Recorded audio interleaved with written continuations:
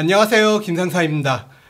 정말 감사하게도 많은 분들께서 제 영상을 보고 공감과 응원을 해주고 계시고, 그 중에 어떤 분들은 이메일을 통해서 다양한 의견들을 보내주고 계세요. 그리고 실제로 저한테 찾아오셔서 얘기를 해주시는 분들도 계세요. 오늘의 주제는 실제로 어떤 분이 저를 찾아와서 해주신 얘기를 토대로 만든 주제예요. 오늘의 주제를 시작하기 전에 임성근 씨에 대해서 한마디를 하고 넘어갈게요. 임성근 씨가 제출한 탄원서에 이런 내용이 적혀 있었어요. 군인, 국가가 필요할 때 군말 없이 죽어주도록 훈련되는 존재. 최수근 상병이 순직한 그 작전이 군사작전이었나요? 아니면 구조작전이었나요? 구조작전이라고 해도 구조작전에서 목숨을 걸라고 하는 건 소방관들의 임무고, 군대 안에서도 SART나 SSU 같은 특수부대의 임무지 일반적인 군인은 구조작전에서 목숨을 걸라고 훈련받지 않아요. 그리고 그 당시 작전은 실종자 수색 작전이었는데, 실종자 수색 작전에 죽어주도록 훈련을 받는다? 이런 개념을 가진 사람이 대한민국 장군이에요. 과연 임성근만 이럴까? 다른 장군들은 어떨까? 지금 해병대 말고 12사단만 봐도 예전 같지가 않고, 국방부 장관이 주말에 출근시킨 것도 출근시켜서 작전 준비를 한 게 아니라 정상 일과를 진행했다는 것 자체가 지금 장군들이 예전 같지가 않다는 뜻이에요. 임성근 씨가 이런 말을 한데도 지금 정부는 계속 감싸고 돌고 있는데, 저는 최상병 특검법을 굳이 찬성도 반대도 하지는 않았어요. 하지만 이제는 적극 찬성하는 입장이에요.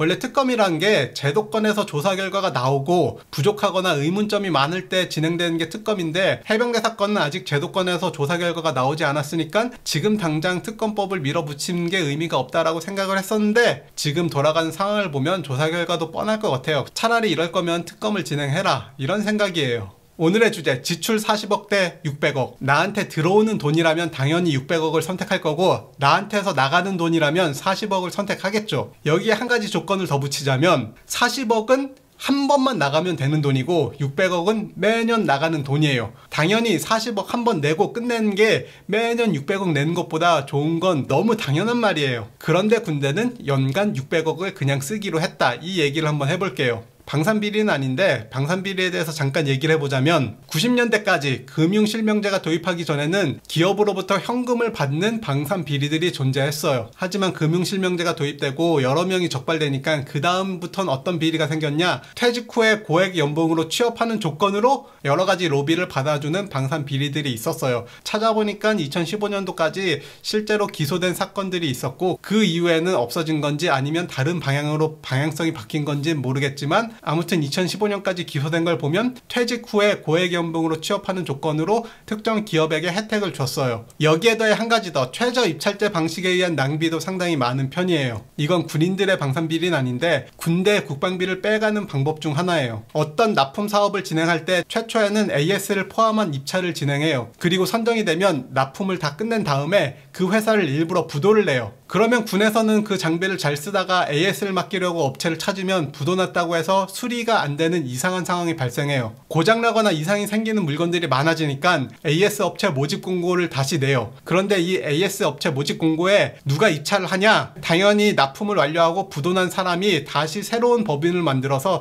입찰을 진행해요. 이런 방식으로도 국방비가 많이 빠져나가고 있어요. 그런데 오늘의 주제는 무능에서 나오는 방산비리. 누군가 돈을 헤쳐먹는 건 아닌데 돈이 줄줄 새는 걸 막을 수가 없는 비리예요. 이걸 제보하신 분은 연금 없이 장기 복무하신 부사관 분이에요. 10년 이상 군생을 하셨지만 연금을 받기 전에 나가셨고, 지금 40대 초반이신데 공대 교수를 하고 계세요. 군에서도 정비 관련 업무를 담당하시면서 기계공학 관련 학위를 취득하시고 논문까지 쓰시면서 지금은 공과대학 교수님이에요. 이분께서 부대발전 제안이라고 군의 장비 정비의 효율성을 높여서 연간 600억의 예산을 아끼는 방법을 제안서로 올렸어요. 예를 들면 그 중에 일부분인데, 엔진오일 교환 시기가 보통 기간, 그 다음에 키로수, 엔진 가동 시간, 이것 중에서 하나라도 충족되면 엔진오일을 교체해야 되는데, 군의 궤도 장비나 특수 장비 같은 경우 연간 1000km도 움직이지 않는 장비들이 꽤 많아요. 자, 이러면 키로수나 엔진 가동 시간이 아니라 대부분 1년이란 기간에 엔진오일을 갈아야 되고, 엔진오일 교환 시기 1년은 일반인들이 일반적으로 관리할 때 기준이고, 전문가와 장비가 있으면 교환 시기를 늦출 수도 있어요. 이분이 기계공학 관련된 논문을 정말 많이 연구하시고, 대학교 교수님들, 현업에 있는 명장분들의 의견을 들어서 과학적인 근거를 토대로 부대발전 제안을 올렸어요. 거기에 사람이 하는 업무다 보니 실수나 누락이 있을 수도 있다. 그걸 방지하기 위해서 기존 시스템에 업그레이드 하나만 하면 되고, 그 업그레이드 비용이 대략 40억 정도 든다. 이런 식으로 부대발전 제안을 올렸고 채택이 안 됐어요. 그런데 채택이 안 되는 상식적인 이유는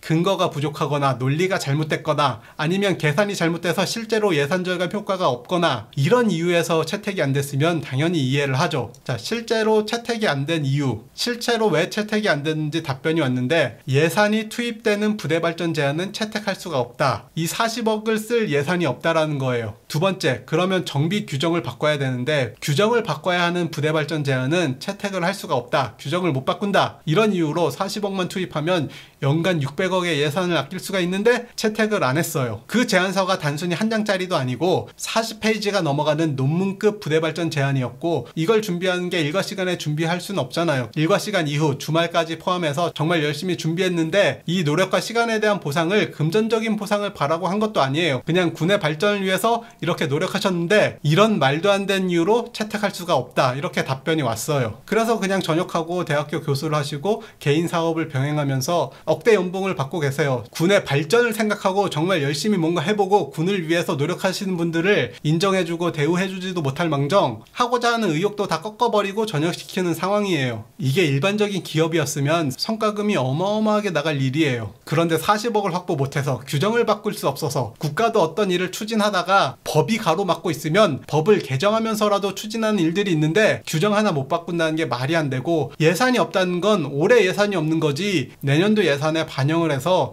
추진할 수도 있어요. 이런 노력조차 안 하고 그냥 보고 돈 들어가니까 안 돼. 규정 바꿔야 되니까 안 돼. 이러니까 지금 군대 시스템은 1990년도에서 컴퓨터만 들어와 있는 상황이지 그 어떤 것도 발전하지 않고 있고 지금 장군분들의 사고방식도 90년대에 고정돼 있어요. 그리고 90년대, 2000년대 하다못해 2015년대까지 장군들만 봐도 사고방식은 90년대에 있어도 장군으로서 책임감들은 다 있었어요. 그런데 지금 해병대 사건이나 12사단을 보면 책임감도 없어진 것 같아요. 그래서 저는 정말 국방부 장관을 기업인 출신으로 앉혀놓고 국회에서 전권을 몰아주면서 장군 인사제도부터 해서 싸그리 다 갈아엎어야 된다고 생각을 해요. 여기까지 시청해주셔서 감사합니다.